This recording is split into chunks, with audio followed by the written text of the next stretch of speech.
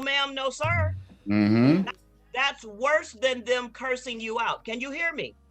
Yes, ma'am. Yes, ma'am. That's called a Yes. probe.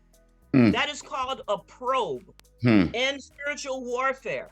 When someone starts talking about that kind of thing, those demons are probing you to see where they can get in. Come They're on. probing you to see if there's an open door.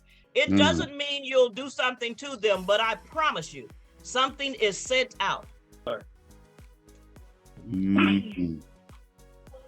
Jesus, come to where I live. Come and heal my son. Do you see what he's saying? He's saying, Jesus, you are here right now.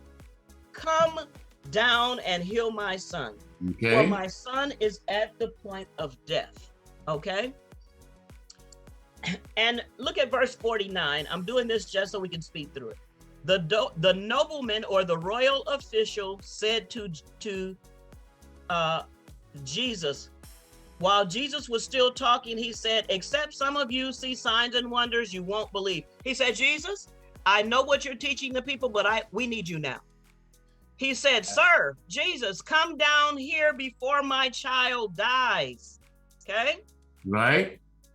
Look at verse 50. Can you see how urgent this need is? How urgent the man is? How Jesus is teaching, and he said, we've got to have you at our house now. A healing there for my son. Verse 50, Jesus said to him, go your way. Your son lives. Now you got to see this. This man's son is sick at his house, and he was dying when he left. Jesus said in verse 50, oh, you can go ahead and go home. What did Jesus tell him about his son? He lives. Jesus, your son lives. Now the man was begging Jesus to come with him. He said, your son lives. The man believed the word that Jesus had spoken to him, and he went. So what was the man's response to the word of God Jesus just spoke? That's good. And he lives. And it said the man believed it. He took Jesus at his word. Now, all night, I'm going to be talking to you all. I'm reviewing myself as we go. I'm going to need your participation. So if you're begging Jesus to do something, if you're saying we got an urgent physical need, we got an urgent need, you're begging for something to happen, and the word comes, it's done. He's healed. Go your way. When you go back home, you're going to see it so. Can you just latch on to the word like that and believe it's done? Or the man could have gotten offended and said, Jesus didn't even come home. Jesus probably was going to just let my son die. This man believed it when Jesus said it.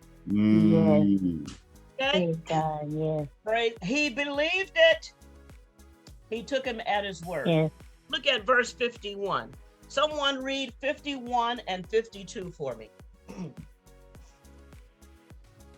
And as he was now going down, his servants met him and told him, saying, your son lives. Then he inquired of them the hour when he got better. And they said to him, yesterday at the 7th hour, the fever left him. As he was on his way home, the royal officials, servants from his house, met him on the way. And what did they tell him? Your son lives. You got to learn to meet people with a good report. When things have turned, when things have changed, when things are better, when someone is beginning to get healed, beginning to rise up, money's beginning to come. We prayed for this. We don't see the whole thing yet. Oh, but it's beginning to happen. You got to learn to meet people with the good news. It provokes the rest of the faith to come. Right. Said he inquired of them. Then the royal official said, well, let me ask you this. Okay. At what time? What was the time? When did this begin to happen? When did you see a turn? When did you see a change? Time is so important to miracles, to faith, and to healing. He asked his servants, when did my son start getting better? And they told him, look at what they said. What they say? It was yesterday when? verse 52. At the seventh hour.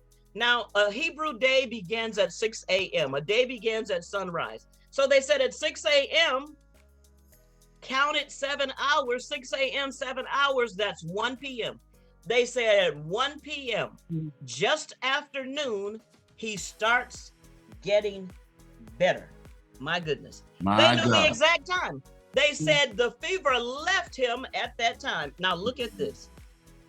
And so, look at this, right?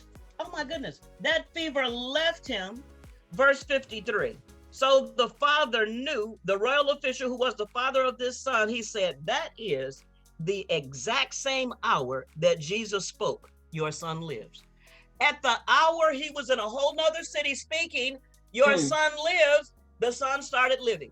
When he was speaking, your son lived, that's when the fever broke, not later on. The moment he spoke it, it broke. That's powerful. And this was on the Father's faith. So there's some things that have been being spoken over and over and over again. And then we go and check to see if it's what we think. We check to see if we really believe it. But we should be making sure we take Jesus at his word. The very moment he spoke at 1 p.m. in one city, the son started living. He stopped being dead in a whole nother city. My God.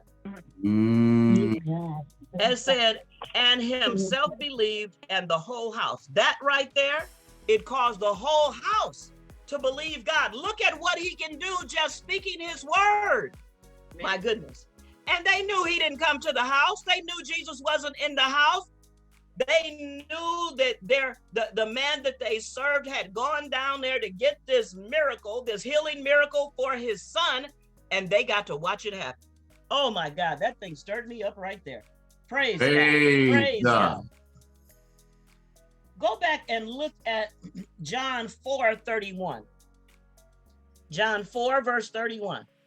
Praise God. That's where we want to be, where we can speak, it's done.